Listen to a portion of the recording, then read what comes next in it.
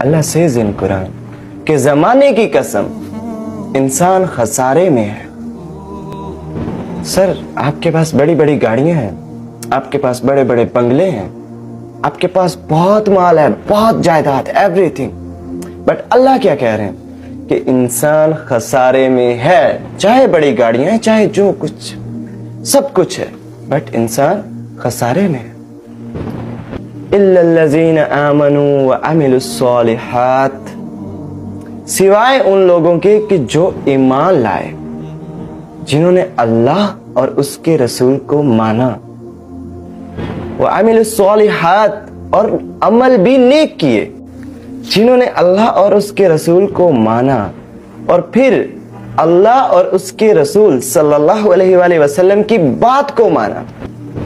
اللہ اور اس کے رسول کو تو مان لیا، وہ تو بڑے بڑے آئے جنہوں نے مانا، اللہ اور اس کے رسول کو مانا، بٹ اللہ اور اس کے رسول کی بات کو مانا، سوائے ان لوگوں کے جو ایمان لائے، اللہ اور اس کے رسول کی باتوں کو جنہوں نے مانا، وَتَوَاصَوْا بِالْحَقِّ، کی اور حق بات کہی۔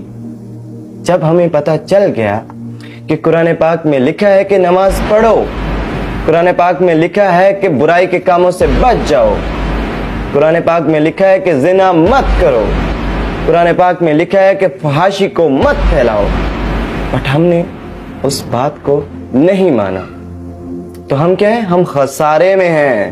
اور جنہوں نے اللہ کی ان باتوں کو مانا وہ لوگ کامیاب ہونے والے ہیں۔ وَتَوَاصَوْا بِالْحَقِّ وَتَوَاصَوْا بِالصَّبْرِ، اور حق بات کہی اور صبر کیا، اور پھر لوگوں سے بھی کہا کہ صبر کرو، صبر کی تلقین کی۔ سوائے ان لوگوں کے باقی جتنے بھی انسان ہیں وہ سب خسارے میں ہیں۔ آپ اپنا موازنہ کر لیں خود، وَإِنَّهُ عَلَىٰ ذَلِكَ لَشَهِيدٌ، انسان خود پر خود گواہ ہے، اسے علم ہے، وہ اچھی طرح خود کو جانتا ہے۔ تو میرے ذمہ تو بس اللہ کی باتیں، اللہ کا پیغام پہنچا دینا، باقی آپ عمل کرو نہ کرو، یہ آپ کے ذمہ ہے۔